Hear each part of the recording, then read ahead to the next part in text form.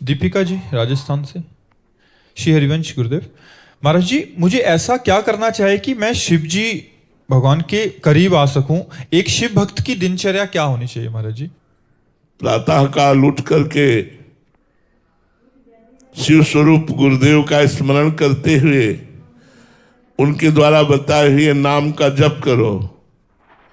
फिर स्नान आदि करके, भगवान शंकर तो बहुत कृपालु हैं, उनके जैसा कृपालु भगवान तो मिलना मुश्किल है। एक चुल्लू जल, धतूरे का फल, अकौड़ा का फूल, बेल की पत्ती, जो कोई त्रिभुवन में देवता नहीं स्वीकार कर सकता, त्रिभुवन में कोई नहीं स्वीकार कर सकता, वो भगवान शंकर की पूजा की सामग्री।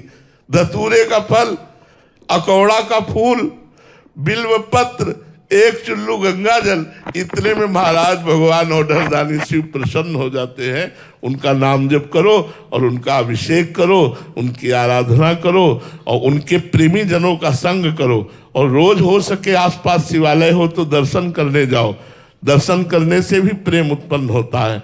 और कभी कभी समय मिले तो 12 ज्योतिर्लिंग हैं अपने भगवान शिव के।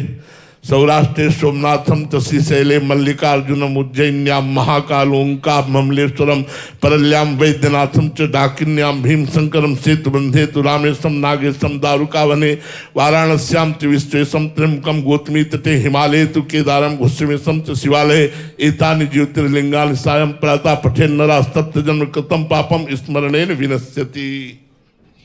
अगर 12 ज्योतिर्लिंग का रोज स्मरण किया जाए तो सैकड़ों जन्मों के पाप नष्ट हो जाते हैं। अगर कहीं दर्शन और अभिषेक किया जाए तो क्या कहना, अपने पास तो विश्वनाथ जी बहुत नजदीक हैं, काशीपुरी चला जाए, कभी विश्वनाथ जी के दर्शन करे, गंगा जल चढ़ावे, बैठकर उनसे प्रार्थना करे। वो तो आशुतोष से बहुत जल्दी प्रसन्न हो जाने वाले देवता है। जपे क्या महाराज जी?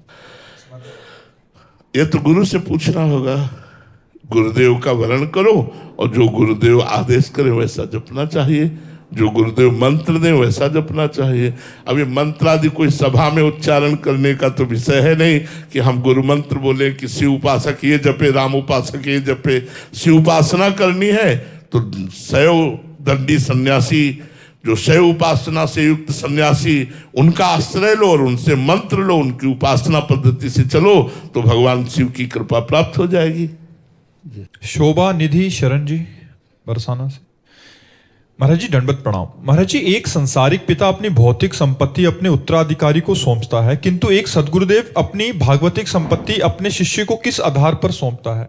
जब शिष्य मन तन प्राण सर्वस्व समर्पित करके गुरु स्वरूप हो जाता है, गुरु में तन्मय होकर के गुरु स्वरूप हो जाता है, तो यहाँ संपत्ति समर्पित नहीं करनी पड़ती, अपने आप गुरु के हृदय की संपत्ति का अधिकारी बन जाता है। जिसने तन मन प्राण गुरु को समर्पित करके उनकी सेवा में गुरु का चिंतन करते करते तद्भाव भाविता हो गया, तन्मयाहा हो गया, गुरु में तन्मय हो गया, तो गुरु स्वरूप हो जाता है। जैसे भृंगी नाम का कीड़ा दूसरे जाति के कीड़े को मिट्टी के घरौंदे में बंद करके और अपना डंक मारकर उसको चिंतन कराता है, तो बिना शरीर छोड़े दूसरी जात का कीड़ा भृंगी कीड़ा बन जाता है।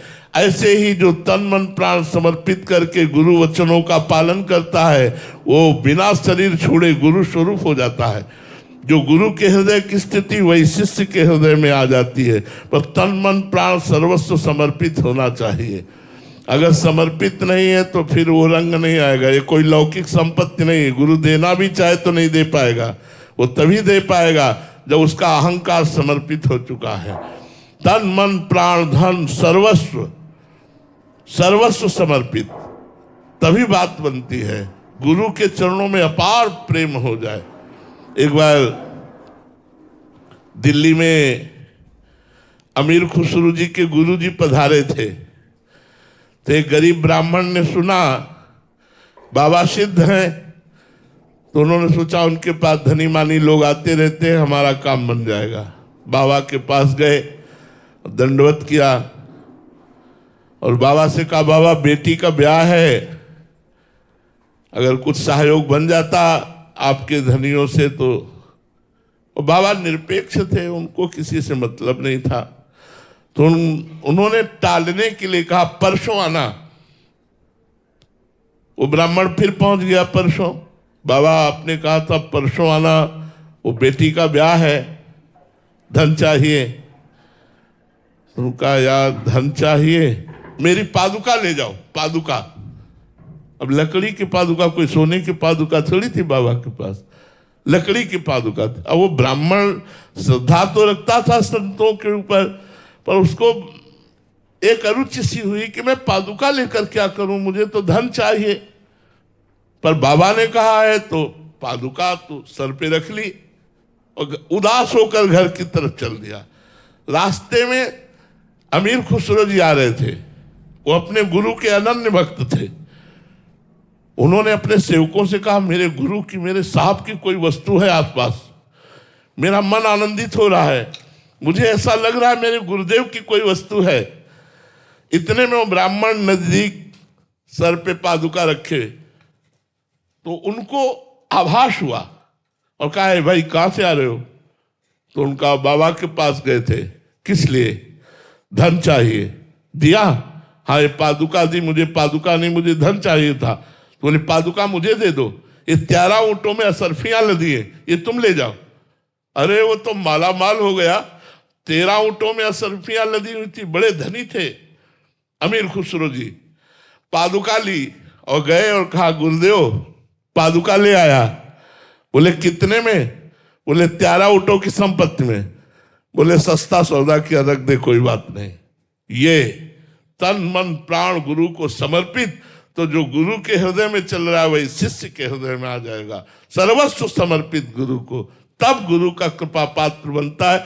ऐसे गुरु की संपत्ति का अधिकारी नहीं हो जाता कंठी बंधाने मात्र से। जो अपने अहंकार को, तन मन प्राण को समर्पित कर देता है वही गुरु की संपत्ति का अधिकारी बनता है। महर्षि, गुरु की वास्तविक संपत्ति क्या है?